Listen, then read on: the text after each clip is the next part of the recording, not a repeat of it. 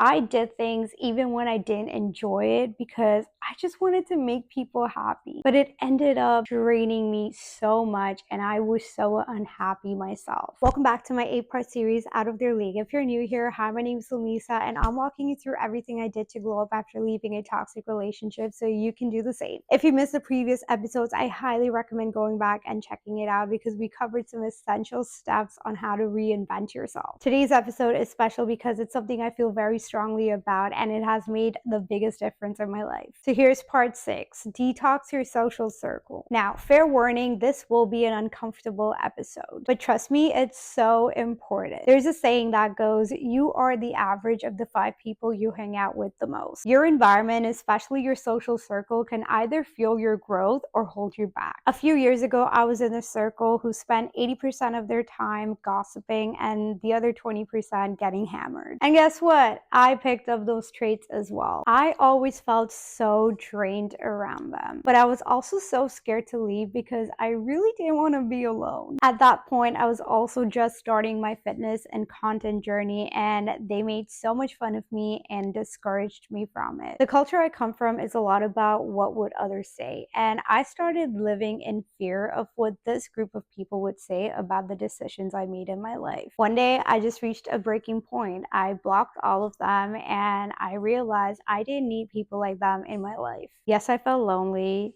Yes, I spent nights crying because of the fear of missing out. But with time, I grew and I attracted people who aligned with my values. So today, let's talk about how you can do the same. Step 1, assess your circle. First things first, gather data. Write down all the people you spend your time with, or even just spend 5 to 10 minutes just thinking about the people you spend time with. Now, ask yourself one very important question. Do you feel good after being with them, or do you feel drained? This is going to feel uncomfortable because you're probably going to realize that there are certain people in your social circle who aren't good for you, but it would also be really hard to leave them. But it's necessary. People who are right for you won't feel like work. It's also wrong for you to feel less of yourself after hanging out with them. So really think about who these energy-sucking vampires are in your life. Do you actually need them, or are you just scared of being alone? Letting go might be tough, but it's freeing. Now that you've identified people who don't belong in your next chapter, let's talk about how to set healthy boundaries with them and with people in general. Not everyone needs access to your energy 24/7. For example, I don't like going out during the week. I also don't like staying out too late on Sundays because it messes up my work and sleep routine. And lastly, I don't enjoy getting hammered. My friends know that, and when we make plans, we make sure that we are respecting each other's boundaries. But previously, that was not the case. I did things even when I didn't enjoy it because I just wanted to make people happy. But it ended up draining me so much and I was so unhappy myself. So make a list of your non-negotiables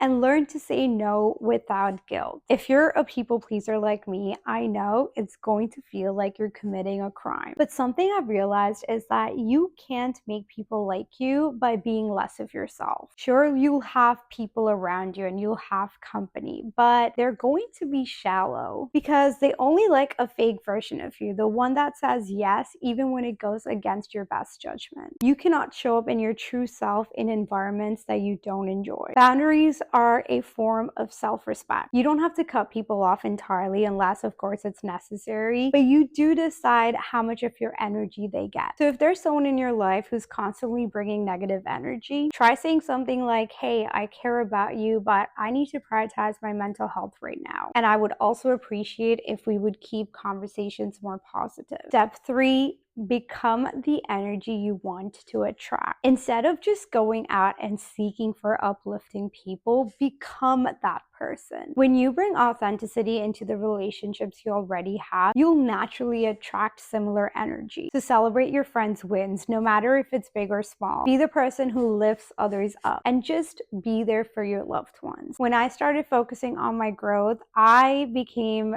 overly cautious about my own energy. I stopped complaining about things I couldn't control and became more intentional about how I showed up for others. The people who matched the energy stayed, and the people who didn't, you know what happened. Like attracts like. When you prioritize becoming more uplifting and empowering, you set a standard for the kind of energy you want in your life. This doesn't mean that you have to be perfect. It just means that you recognize your own shortcomings and consciously try to become just a little better each day. Remember, the people you surround yourself with play a huge role in your glow up. You deserve to be in a space where you're celebrated, supported, and inspired to become your best self. Don't be afraid to walk away from those who bring you down, because it always makes room for the people who actually deserve you. As you continue to grow, so will your relationship. If you're ready to glow up and want to build sustainable, healthy habits that make you feel your best, then sign up for my one-on-one coaching with the link in bio. We go over training plans, meal plans, and just creating a life where we're living to our full potential. Let's celebrate the people that make us better. Tag a bestie in the comments to show your appreciation for being your biggest supporter. Stay tuned for episode 7, because 2025 is around the corner and we are not bringing the old version of us with us.